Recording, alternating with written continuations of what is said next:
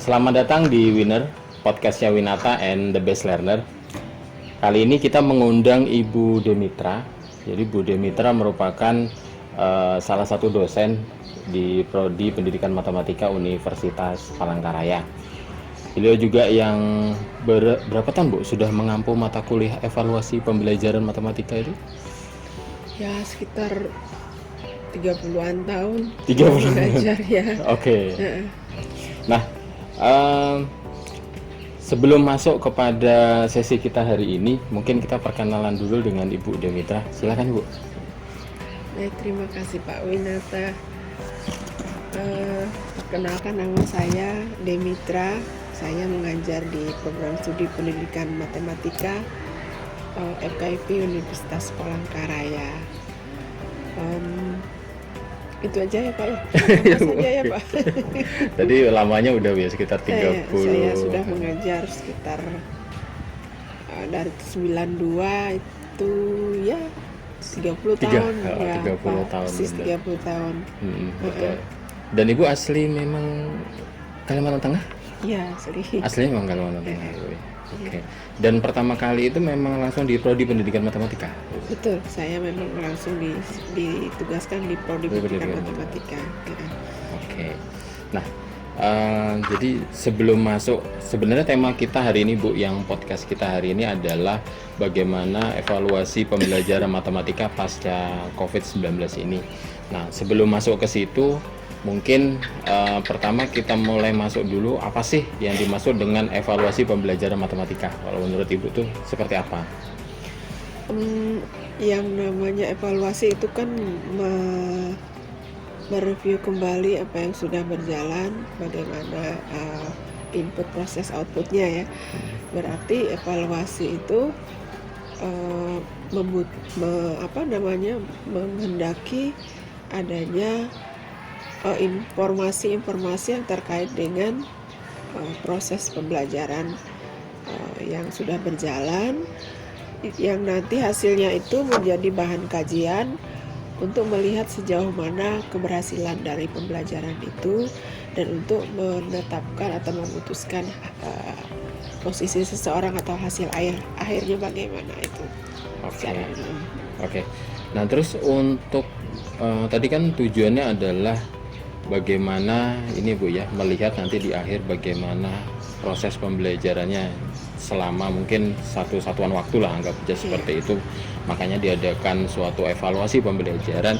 Nah, evaluasi pembelajaran yang baik itu yang bagaimana sih sebenarnya? Ya tentunya kita berharap evaluasi itu objektif gitu ya, objektif, tidak tidak berat kemana gitu kan, atau tidak ada kecurangan di dalamnya. Jadi kita ingin menunjukkan data-data keberhasilan seseorang itu yaitu apa adanya. Jadi intinya objektivitas itu harus dijaga supaya hasilnya itu benar-benar kita tahu kemajuan siswa itu sampai di mana. Oke, jadi mungkin yang dilihat adalah evaluasi tujuannya yang baik itu dapat menggambarkan gitu kali Bu ya. Seperti itu kan? Ya objektif itu ya menggambarkan apa yang ada gitu kan, kemampuan siswa yang ada sesuai dengan fakta yang ada. Sesuai dengan kondisi nyatanya bagaimana? Gitu ya. Tentunya objektivitas kan harus menjamin itu. Betul. Siap. Terus untuk bagaimana mewujudkan evaluasi pembelajaran yang baik dan benar supaya tadi tujuannya itu dapat tercapai gitu? Menurut saya evaluasi pembelajaran yang baik dan benar itu ya melakukan evaluasi di sepanjang proses sampai akhir. Kita monitoring kemajuan siswa gitu dari hari ke hari dan hasil akhirnya bagaimana. Jadi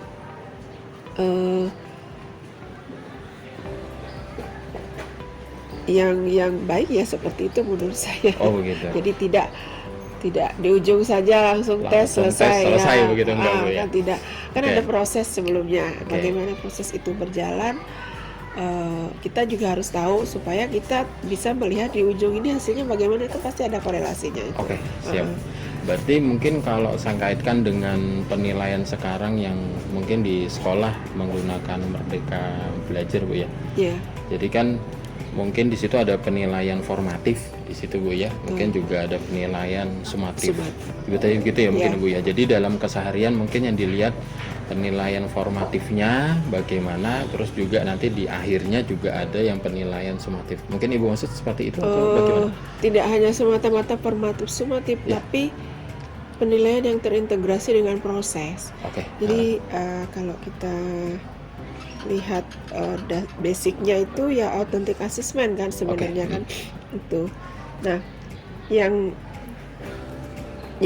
menurut hemat saya ya seperti itu, cuman tidak mudah saya rasa menjalankannya. Idealnya yaitu supaya kita betul-betul yakin posisi seorang anak ini di akhir-akhir begini betulkah, kan kalau kita menutup mata dengan prosesnya kan tidak bisa kita memvalidasi bahwa ini betul, ini benar-benar dia sudah sampai di situ gitu. Itu yang menjadi masalah.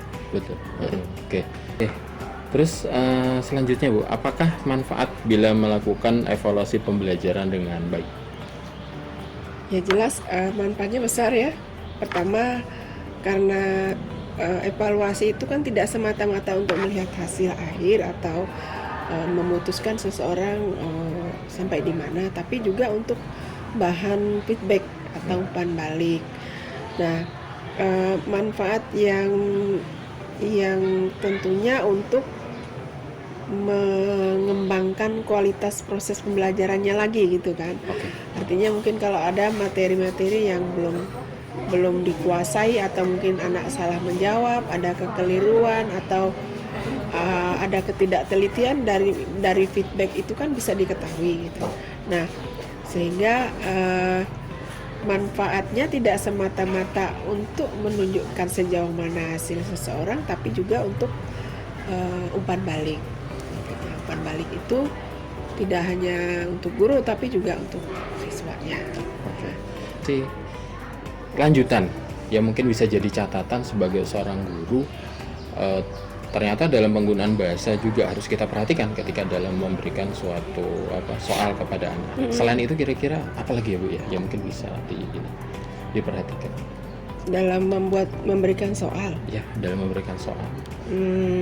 Ya tentunya sesuai dengan materi yang diajarkan. Tidak fair kalau ngasih soal yang tidak diajarkan itu kan. Betul. Oke. Iya, itu juga harus memberitahu kepada anak supaya bersiap-siap belajar materinya apa. Kalau besok mau ada tes, entah itu formatif ataupun sumatif gitu, itu tentunya harus disampaikan oleh guru. Ya kalau dalam konteks pandemi dulu kan biasanya lewat WhatsApp. Betul. Misalnya lingkup materinya apa. Saya juga selalu begitu dengan mahasiswa. Iya, jadi fair gitu ya, fair, terbuka, dan supaya mereka tahu materinya yang dipelajari. Terus mengenai soal tentunya penampilan soalnya juga harus profesional gitu. Jadi tidak semata-mata kasih soal gitu ya, biasanya kita seperti itu. Kemudian aturan-aturan di dalam mengerjakan soal juga harus disampaikan terlebih dahulu. Jadi supaya betul-betul mereka secara ini pengetahuan siap, sudah belajar, dan juga mentalnya kan juga akan siap kalau nanti begini kan dia sudah siap dari awal gitu. Jadi itu. Oke, siap. Nah, lanjut Bu, ini pertanyaan selanjutnya. Ya. Jadi salah satu sekolah yang waktu itu saya tanya itu pada daerah 3T itu memiliki kendala pada asesmen performa. Jadi penilaian berupa hasil keterampilan atau psikomotorik siswa. Nah, karena kemarin kalau tidak salah beliau menyampaikan itu yang gampang terlihat memang ketika pada mata pelajaran yang penjas seperti itu. Nah, menurut Ibu bagaimana melakukan asesmen tersebut ya untuk mengukur tadi asesmen performa tadi di mata pelajaran matematika? Asesmen performa ini apa terkait dengan apa ya? Mungkin semacam aktivitas. Betul. Aktivitas dalam belajar, sikap dalam belajar misalnya ya. Ataukah misalkan ketika kita memberikan, misalkan kan sekarang lagi trennya project Bu ya misalkan. Iya. Kita memberikan project, terus nanti anak-anak kita minta untuk presentasi menampilkan, apakah itu juga bisa menjadi suatu solusi seperti itu? Iya, sangat bisa. Jadi kalau dalam situasi pandemi mungkin ya, kan bisa pakai WA atau apa untuk mempresentasikan, atau bisa menjelaskan pakai WA, pakai video call misalnya, bisa untuk menjelaskan presentasikan. Itu bisa. Ya kalau ini termasuk mengkomunikasikan hasil gitu ya. Betul. Nah, ini kemampuan komunikasi di sini mungkin akan berkembang ya. Ya, itu Pak mungkin. Oke.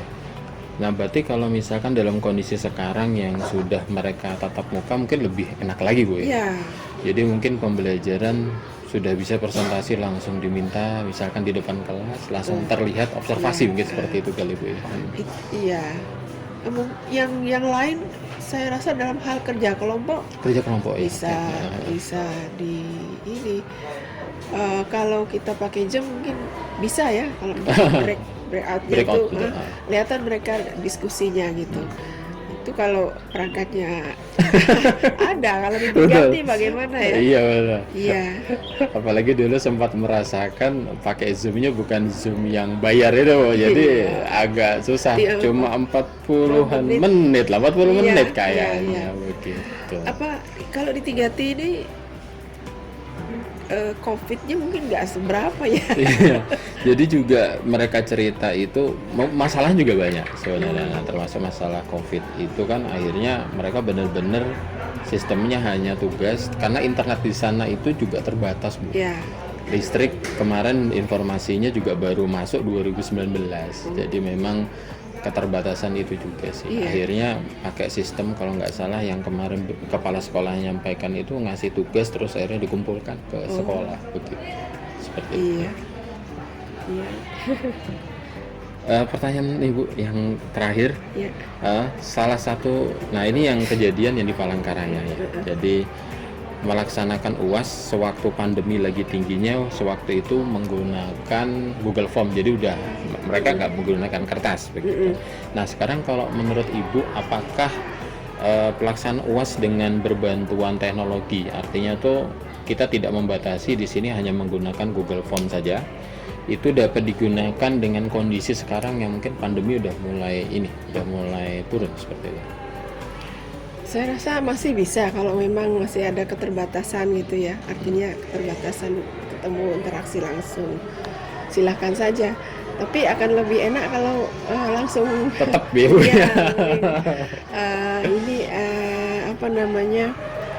Kontrol kita kan terhadap anak dalam menjawab akan lebih mudah. Kalau dia sistemnya online misalnya ya, dengan Google Form begini, matematika kan perlu waktu itu. Betul.